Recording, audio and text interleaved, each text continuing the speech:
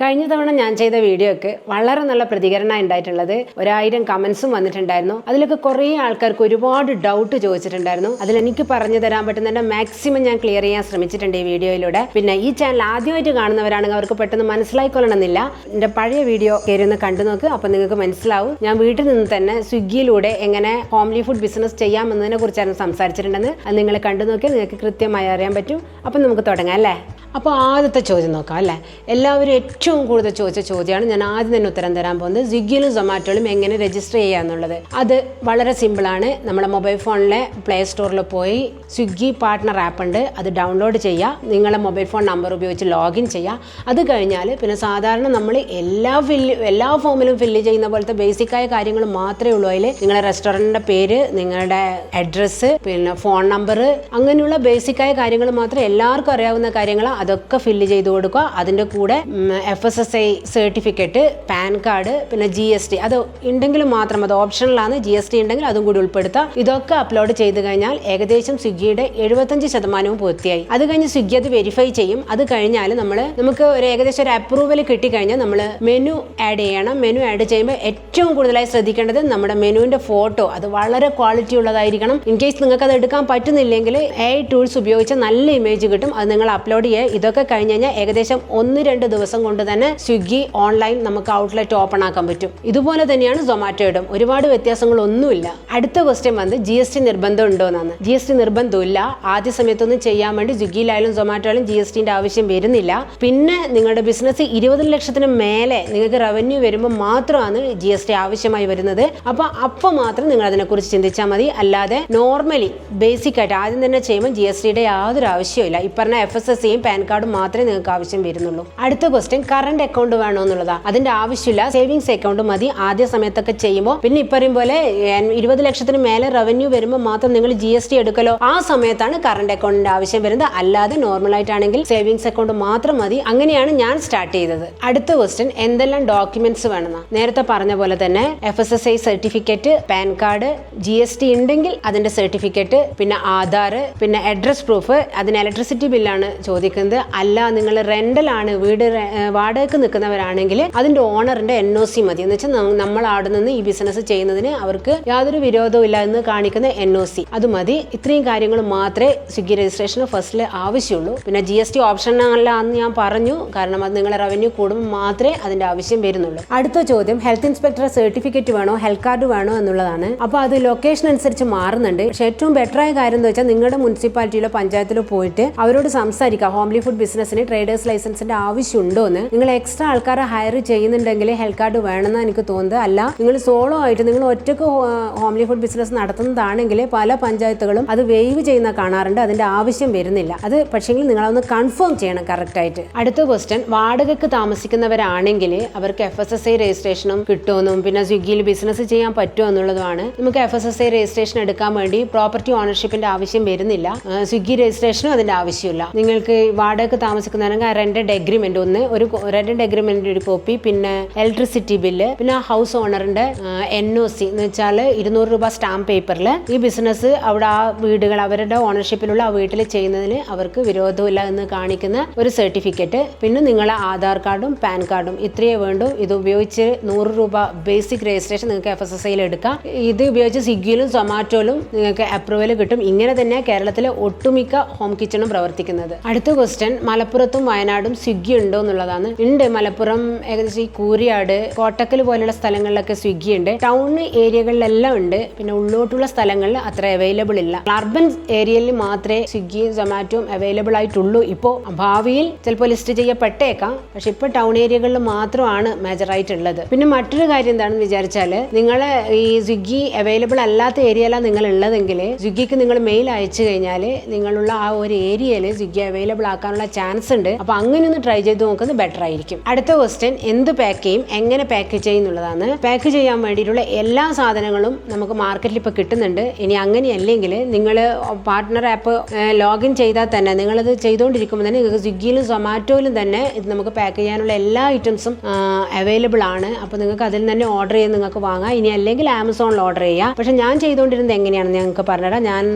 പൊതിച്ചോറായിരുന്നു കൊടുത്തുകൊണ്ടിരുന്നത്. അപ്പോൾ മാർക്കറ്റ് നില വാങ്ങിക്കും, പിന്നെ കൂടാതെ ബട്ടർ പേപ്പർ, ശരിക്കും അത് ബട്ടർ പേപ്പർ അല്ല, ഫുഡ് ഗ്രേഡ് പേപ്പറാണ്. അത് വാങ്ങിച്ച് ഇലേൻ്റെ കൂടെ തന്നെ അത് ആദ്യം വെച്ച് പിന്നെ അതിൻ്റെ കൂടെ ഇല വെച്ച് ഇല വാട്ടി വെച്ച് അതിലായിരുന്നു ഞാൻ പാക്ക് ചെയ്തുകൊണ്ടിരുന്നത്. അത് കഴിഞ്ഞിട്ട് പിന്നെ നല്ലൊരു കവറിലും ബ്രൗൺ കവറിലും കൂടി പാക്ക് ചെയ്ത് സ്റ്റിക്കർ അടിച്ചിട്ടായിരുന്നു ഞാൻ കൊടുക്കല്. കറികൾ അലൂമിനിയം പാക്കറ്റിലായിരുന്നു കൊടുത്തുകൊണ്ടിരുന്നത്. പിന്നെ ബിരിയാണി കൊടുത്തിനായിരുന്നു. ആ സമയത്ത് കണ്ടെയ്നർ ഉണ്ടല്ലോ, നമ്മൾ സാധാരണ ബിരിയാണി കണ്ടെയ്നർ നമുക്ക് സ്ക്വയറും കിട്ടും സർക്കിളും കിട്ടും. പിന്നെ ഉള്ളിൽ അലൂമിനിയം ഫോയിലുള്ള ബട്ടർ പേപ്പർ കിട്ടും. ഇങ്ങനെയൊക്കെ ഒരുപാട് ഓപ്ഷൻസ് ഉണ്ട് നമുക്ക്. അപ്പോൾ ഇതെല്ലാം നമ്മൾ തന്നെ കണ്ടറിഞ്ഞ് എന്തൊക്കെയാണ് ഏറ്റവും ബെറ്റർ ആവുക കണ്ടറിഞ്ഞ് ഓർഡർ ചെയ്യുക. കുറേ കാര്യങ്ങൾ പറഞ്ഞ് നിങ്ങൾക്ക് കൺഫ്യൂഷൻ ആവും. ഞാൻ ബേസിക് ആയിട്ട് എന്തൊക്കെ വാങ്ങണം എന്ന് പറഞ്ഞിടാം. നിങ്ങൾക്ക് ഒരു ബ്രൗൺ കവറിൻ്റെ ആവശ്യം വരും. പിന്നെ പ്ലാസ്റ്റിക് പാക്കറ്റ്, ബ്രൗൺ പാക്കറ്റാണ്. നമുക്ക് ഫുഡ് എല്ലാം പാക്ക് ചെയ്ത് കഴിഞ്ഞാൽ നമുക്ക് ഡെലിവറി ചെയ്യാൻ പാകത്തിലുള്ള ബ്രൗൺ കവർ. പിന്നെ പ്ലാസ്റ്റിക്കിൻ്റെ കവർ, നമ്മളെ പാക്കറ്റില്ലേ നമ്മൾ സാധനങ്ങളൊക്കെ വാങ്ങിക്കൊടുക്കുന്ന അങ്ങനത്തെ ആ കവർ ആവശ്യം വരും. പിന്നെ കണ്ടെയ്നർ, റൗണ്ടിലുള്ള കണ്ടെയ്നറും ഉണ്ട്,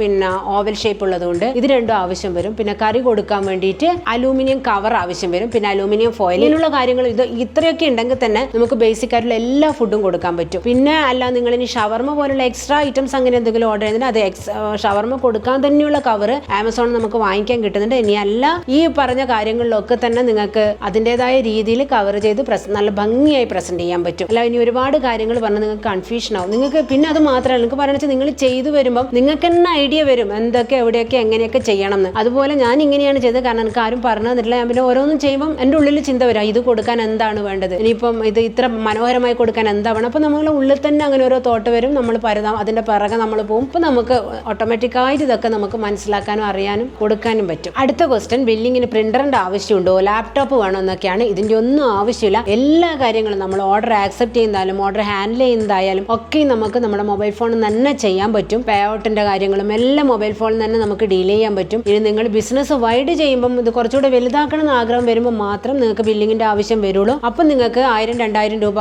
വില വരുന്ന ചെറിയ പ്രിന്റർ നമുക്ക് വാങ്ങിക്കാൻ കിട്ടും. അത് മൊബൈൽ ഫോണിൽ തന്നെ കണക്ട് ചെയ്ത് കഴിഞ്ഞാൽ നിങ്ങൾക്ക് ബില്ല് ചെയ്യാൻ പറ്റും. അടുത്ത ക്വസ്റ്റ്യൻ, മെനു മാനേജ്മെന്റിനെ കുറിച്ചാണ്. നമുക്ക് മെനു ചേഞ്ച് ചെയ്യാൻ പറ്റുമോ, പ്രൈസ് ചേഞ്ച് ചെയ്യാൻ പറ്റുമോ എന്നുള്ളതാണ്. പിന്നെ പ്രീ ഓർഡർ കൊടുക്കാൻ പറ്റുമോ. മെനു മാനേജ്മെന്റിനെ കുറിച്ച് പറയുകയാണെങ്കിൽ നമുക്ക് പ്രൈസ് ചേഞ്ച് ചെയ്യാം, നമുക്ക് മെനു ചേഞ്ച് ചെയ്യാം, മെനുവിന്റെ ഫോട്ടോസ് ചേഞ്ച് ചെയ്യാം, എന്തും അങ്ങനെയുള്ള എല്ലാ കാര്യങ്ങളും നമുക്ക് സ്വിഗ്ഗിയിലും സൊമാറ്റോയിലും അവൈലബിൾ ആണ്. അതൊന്നും ഒരു പ്രശ്നമല്ല. എല്ലാ ദിവസവും നമുക്ക് ചേഞ്ച് ചെയ്യാം. അതൊക്കെ നമ്മുടെ ഇഷ്ടമാണ്. അപ്പൊ അതൊന്നും പ്രശ്നമില്ല. പക്ഷേങ്കിൽ ഒരു കാര്യം ശ്രദ്ധിക്കണം, നിങ്ങൾ ഔട്ട്ലെറ്റ് ഓപ്പൺ ആക്കിയിട്ട് അതിന് നടുവിൽ ഓർഡർ വന്നുകൊണ്ടിരിക്കുമ്പം നിങ്ങൾ മെനു ചേഞ്ച് ചെയ്താൽ അതിനൊരു പ്രശ്നം വരാൻ ചാൻസ് ഉണ്ട്. അപ്പോൾ ഓർഡർ കുറച്ച് കുറയുന്നത് കാണാൻ പറ്റുന്നത്. ചിലപ്പോൾ അന്ന് പിന്നെ ഓർഡർ വരാനേ ചാൻസ് ഇല്ല. ഔട്ട്ലെറ്റ് ഓപ്പൺ ആക്കുന്നതിന്റെ 1 മണിക്കൂർ മുന്നേ മെനു ചേഞ്ച് ചെയ്തിരിക്കണം. എന്നാൽ മാത്രമേ നിങ്ങൾക്ക് അന്ന് ഓർഡർ വരാൻ ചാൻസ് ഉള്ളൂ. ഇല്ലെങ്കിൽ ചില്ലറ പ്രശ്നം വരാൻ വഴിയുണ്ട്. പിന്നെ പ്രീ ഓർഡറിനെ കുറിച്ചാണ്. പ്രീ ഓർഡറിനുള്ള യാതൊരു ഓപ്ഷൻസും ഇപ്പം സ്വിഗ്ഗിയിൽ നിലവിലില്ല. ഇനി കേക്കൊക്കെ ഉണ്ടാക്കുന്നവരാണെങ്കിൽ അവർക്ക് ഇൻസ്റ്റാഗ്രാമിൽ ആഡ് ഇട്ടിട്ട് ചെയ്യുന്നതായിരിക്കും ബെറ്റർ. ഇപ്പൊ സ്വിഗ്ഗിയിലും സൊമാറ്റോയിലും പ്രീ ഓർഡറിനുള്ള ചാൻസ് ഇല്ല. അടുത്ത ക്വസ്റ്റ്യൻ ഓർഡറിനെ കുറിച്ചാണ്. ഓർഡർ വന്നിട്ടില്ലേ ഫുഡ് വേസ്റ്റ് ആവില്ലേന്ന്. അത്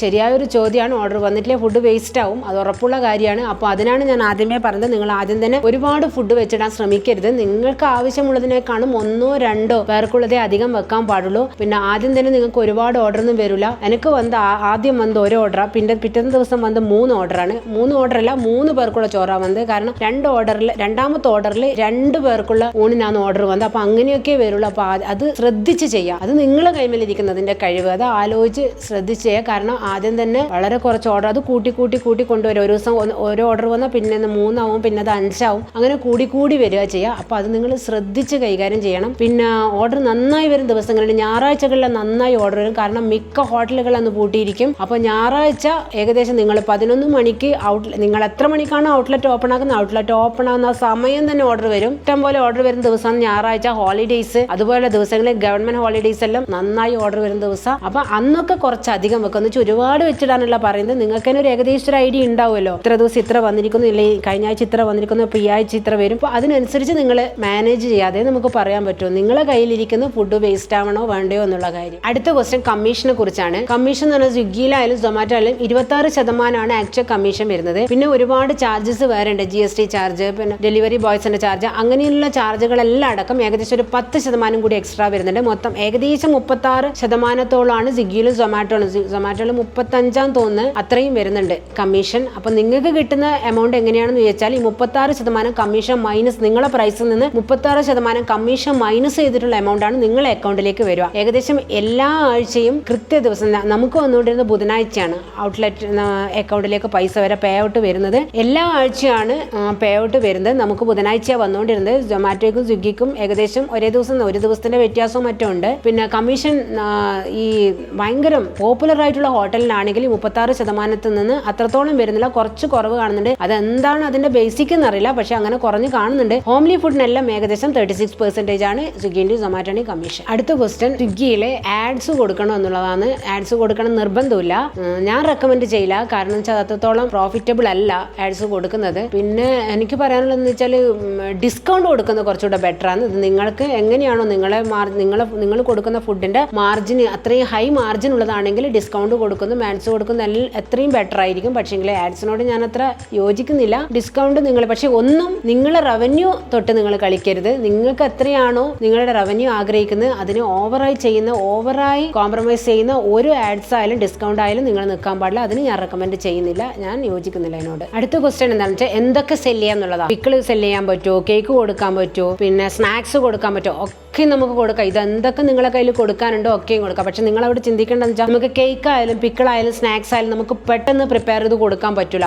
സ്വിഗ്ഗിയിലാണെങ്കിൽ പെട്ടെന്നുള്ള കാര്യം, അവർ ഓർഡർ വരും ആ സ്പോട്ടിൽ. കൂടി വന്ന് നമുക്കൊരു പാക്കിംഗ് ടൈം മാത്രമേ അവർ നമുക്ക് തരുന്നുള്ളൂ, 10 മിനിറ്റ് അല്ലെങ്കിൽ 18 മിനിറ്റ്. അതിനാൽ അപ്പുറം 1 മിനിറ്റ് പോലും അവർ വെയിറ്റ് ചെയ്യില്ല. അപ്പം തന്നെ നമുക്ക് ബാഡ് റിവ്യൂ വരും ലേറ്റ് ആകുമ്പോൾ. അപ്പോൾ നമുക്ക് പെട്ടെന്ന് കൊടുക്കാൻ പറ്റുന്ന കാര്യങ്ങൾ മാത്രമേ കൊടുക്കാൻ പറ്റുള്ളൂ. കാരണം പ്രീ ഓർഡറിനുള്ള ചോയ്സ് അവിടെ വരുന്നില്ല. നമുക്ക് അപ്പം തന്നെ ഓർഡർ വന്ന് അപ്പം തന്നെ പാക്ക് ചെയ്ത് കൊടുക്കുന്ന കാര്യമേ ഉള്ളൂ. പിന്നെ നിങ്ങൾ പുറത്ത് നിങ്ങൾ കൊടുക്കുന്നില്ല, പിക്കിളായാലും കേക്കായാലും നിങ്ങൾ പുറത്ത് സെല്ല് ചെയ്യുകയാണെങ്കിൽ ഓൾറെഡി നിങ്ങൾക്ക് സ്റ്റോക്ക് ഉണ്ടാവുമല്ലോ. അപ്പോൾ അങ്ങനെ നിങ്ങൾക്ക് സെല്ല് ചെയ്യാൻ പറ്റും. അല്ലാതെ സ്വിഗ്ഗിക്കായിട്ട് നിങ്ങൾക്ക് ഇത് അത്ര പ്രോഫിറ്റബിൾ ആവും എനിക്ക് തോന്നുന്നില്ല. പിന്നെ നിങ്ങൾക്ക് കൊടുക്കാൻ പറ്റും ബ്രേക്ക്ഫാസ്റ്റ് ആയാലും ബ്രഞ്ച് ആയാലും ലഞ്ച് ആയാലും സപ്പർ ആയാലും ഡിന്നർ ഒക്കെ നിങ്ങൾക്ക് ഇതിലൂടെ സെല്ല് ചെയ്യാൻ പറ്റും. ഞാൻ കൊടുത്തത് രാവിലെ ഞങ്ങൾക്ക് വന്ന ഫസ്റ്റ് ഓർഡർ ബ്രേക്ക്ഫാസ്റ്റിനായിരുന്നു, ഉപ്പുമാവ്, പിന്നെ പൊതിച്ചോറ് കൊടുത്തു. ഞാൻ ഷവർമയും ബർഗറും കൊടുത്തിട്ടുണ്ടായിരുന്നു, പിന്നെ കോക്ടെയിൽ കൊടുത്തിട്ടുണ്ടായിരുന്നു, പിന്നെ കഞ്ഞി കൊടുത്തിട്ടുണ്ടായിരുന്നു. കഞ്ഞിക്ക് നല്ല ഓർഡർ വന്നിട്ടുണ്ടായിരുന്നു എനിക്ക്. രാത്രി സമയത്ത് കഞ്ഞി കൊടുത്തിട്ട് പിന്നെ മസാല ദോശ കൊടുത്തിട്ടുണ്ട് രാത്രി. ഇങ്ങനെയുള്ള എല്ലാ കാര്യങ്ങൾക്കും നല്ല ഓർഡർ വരികയും ചെയ്യും, കൊടുക്കാനും പറ്റും. ഈ പിക്കിളിന്റെയും കേക്കിന്റെ ഒക്കെ കാര്യത്തിൽ മാത്രമേ ഇങ്ങനെയുള്ള ഒരു പ്രശ്നം വരുന്നുള്ളൂ. അല്ലാതെ നിങ്ങൾക്ക് ഏത് ഐറ്റംസും നിങ്ങൾക്ക് ടേസ്റ്റിയായി നിങ്ങൾക്ക് ഇഷ്ടത്തോടു കൂടി ചെയ്യാൻ പറ്റുന്ന ഏത് ഐറ്റംസും സ്വിഗ്ഗിയിലൂടെയും സൊമാറ്റോയിലൂടെ നിങ്ങൾക്ക് സെല്ല് ചെയ്യാൻ പറ്റും. നിങ്ങൾ ചോദിച്ച എല്ലാ ചോദ്യങ്ങൾക്കും ഉത്തരം ആയെന്ന് എനിക്ക് തോന്നി. ഇനിയും എന്തെങ്കിലും നിങ്ങൾക്ക് സംശയം ഉണ്ടെങ്കിൽ എൻ്റെ ഇൻസ്റ്റാഗ്രാമിലുള്ള ലിങ്ക് ഞാൻ ഡിസ്ക്രിപ്ഷൻ ബോക്സ് കൊടുത്തിട്ടുണ്ട്. നിങ്ങൾ അതിൽ ക്ലിക്ക് ചെയ്തിട്ട് മെസ്സേജ് ഇട്ട് ഞാൻ അതിനുള്ള ഉത്തരം തരും നിങ്ങൾക്ക്. പിന്നെ ഒരു കാര്യം പറയാനുള്ള വെച്ചാൽ ഇതിൽ മുന്നേ ഞാനൊരു വീഡിയോ ചെയ്തിട്ടുണ്ടായിരുന്നു വാട്സപ്പിലൂടെ എങ്ങനെ ബ്രോഡ് ഷിപ്പിംഗ് ചെയ്യാം എന്നുള്ളത്. അപ്പോൾ അതിൽ ഞാനൊരു കാര്യം പറഞ്ഞിട്ടുണ്ടായിരുന്നു, 100 കമന്റ്സ് വരുവാണെങ്കിൽ ഞാനത് ലൈവായി ചെയ്ത് കാണിക്കുന്നു. 100 അല്ല, ഏകദേശം 200-300ഓളം കമന്റ്സ് വന്നിട്ടുണ്ട്. അപ്പോൾ അതിനുള്ള അത് ലൈവായി ചെയ്ത് കാണിക്കേണ്ട പ്രോസസ്സിംഗിലാണ് ഉള്ളത്. ഏകദേശം ഒരാഴ്ചക്കുള്ളിൽ തന്നെ ഞാൻ അതിന്റെ വീഡിയോ ഇടുന്നതാണ്. അത് കാണാത്തവരുണ്ടെങ്കിൽ ഇതാണ് ആ വീഡിയോ, അത് ക്ലിക്ക് ചെയ്തിട്ട് കണ്ടു നോക്ക്. അപ്പോൾ നിങ്ങൾക്ക് മനസ്സിലാവും എന്താണെന്ന്. അപ്പോൾ ഓക്കെ, ബൈ. അടുത്ത വീഡിയോയിൽ നമുക്ക് വീണ്ടും കാണാം.